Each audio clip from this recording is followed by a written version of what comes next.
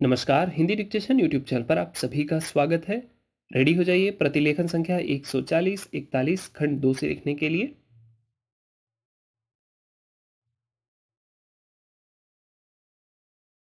भाइयों और बहनों, निर्धनता, भुखमरी, बीमारी और अज्ञानता के खिलाफ जिहाद करने में कामयाबी मेरे इन नौजवान दोस्तों पर निर्भर करती है, जो देहाती इलाकों में काम करेंगे।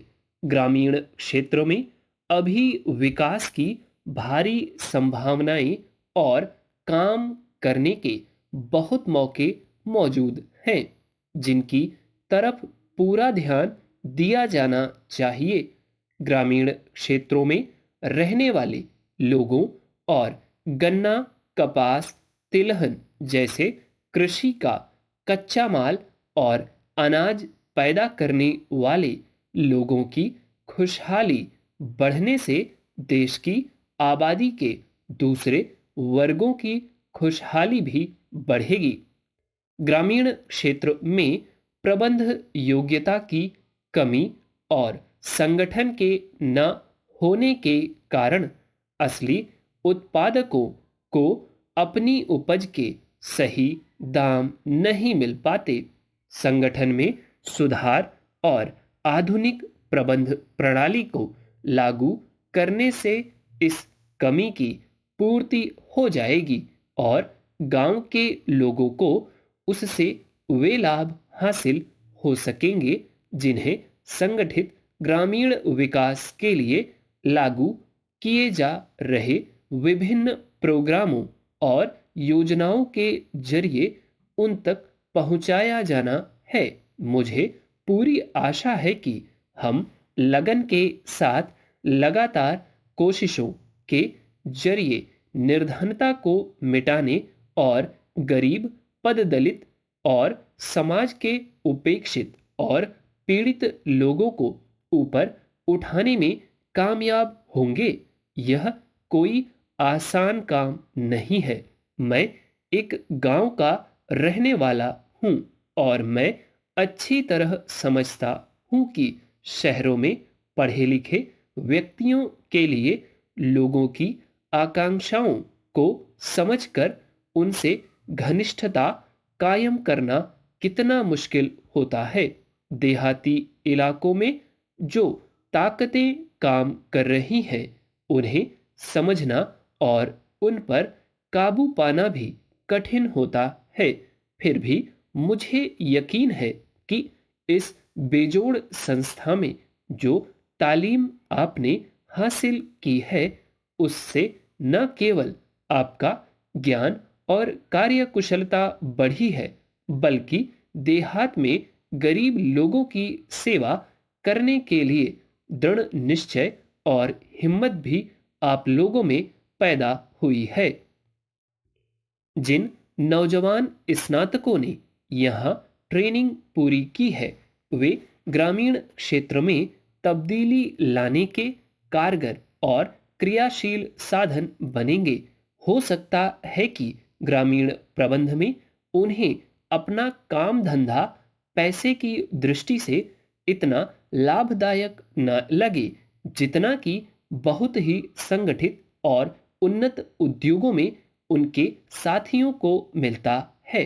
परंतु उन्हें एक उन्नत और खुशहाल ग्रामीण भारत के नवनिर्माण में उत्साहजनक और चुनौतीपूर्ण कार्य करने में हाथ बटाने का अवसर प्राप्त होगा। मुझे शक नहीं कि उन्हें संतोषजनक व्यवसाय मिल सकेगा और अपने ज्ञान तथा कार्यकुशलता के उपयोग का मुनासिब मौका भी मिलेगा। गुजरात राज्य राष्ट्रपिता महात्मा गांधी का जन्म स्थान है, जिन्होंने आजादी की खातिर भारत के सभी भागों में कर्मठ कार्यकर्ताओं को कार्य करने की प्रेरणा दी थी।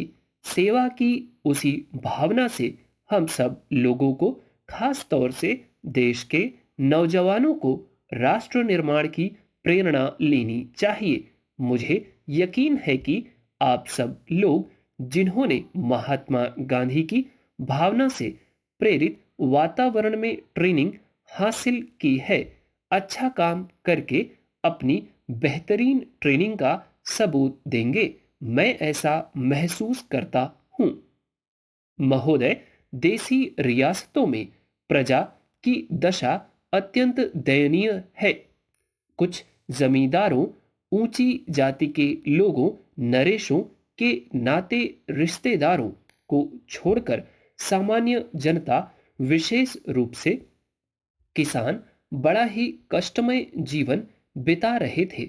देसी रियासतों को निरंकुशता और निर्धनता का निचोड़ कहा जा सकता था।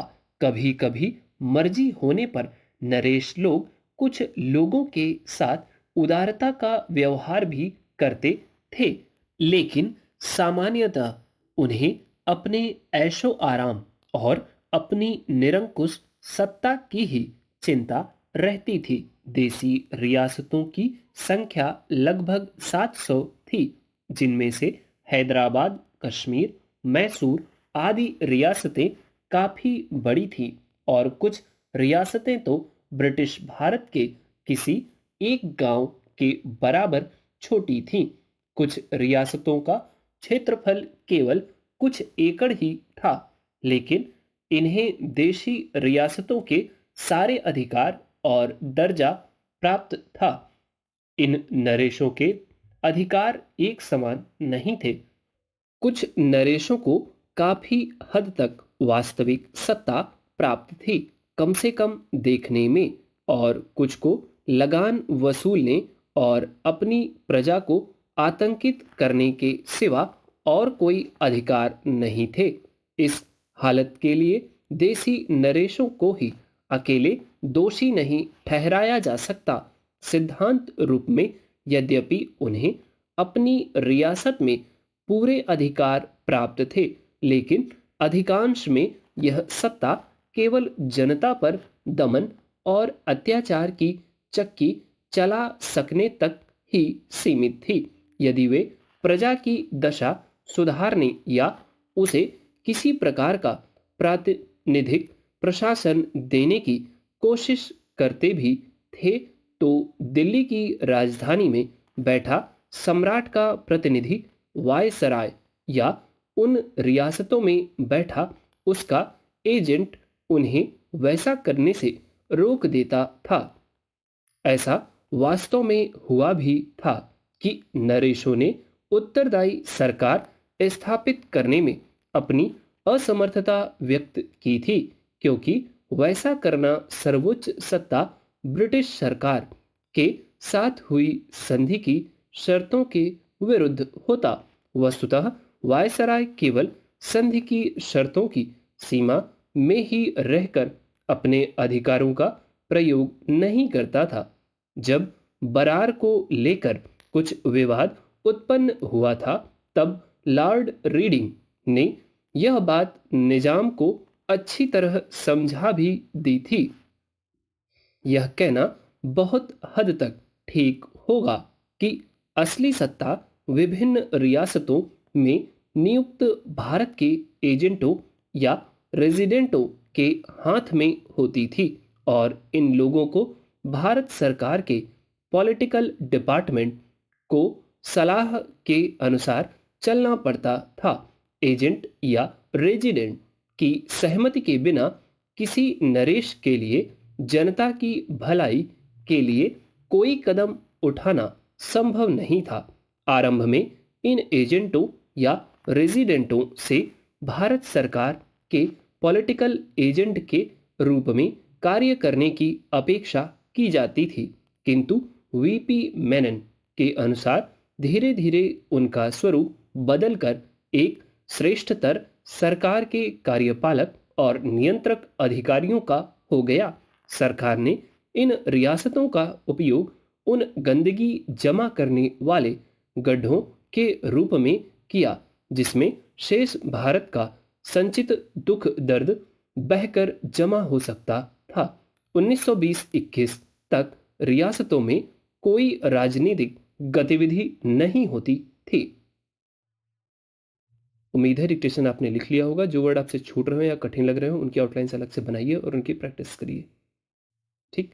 और यदि आपका ज़्यादा छूट रहा है तो आप इसको दूसरी बार भी लिखें, तीसरी बार भी लिखें, क्योंकि यदि आप 100 का एग्ज़ाम दे रहे हैं तो इस बुक को करना बहुत ज़रूरी है। ठीक। कोई सुझाव है तो प्लीज़ आप उसको कमेंट बॉक्स में ज़रूर लिखें, और वीडियो कैसा लगता है इसके बारे में भी आप बता सकते हैं। वीडियो अच्छा लगा है तो लाइक करें, चैनल पे अगर आप नए हैं तो प्लीज़ सब्सक्राइब करें। That's all, thank you.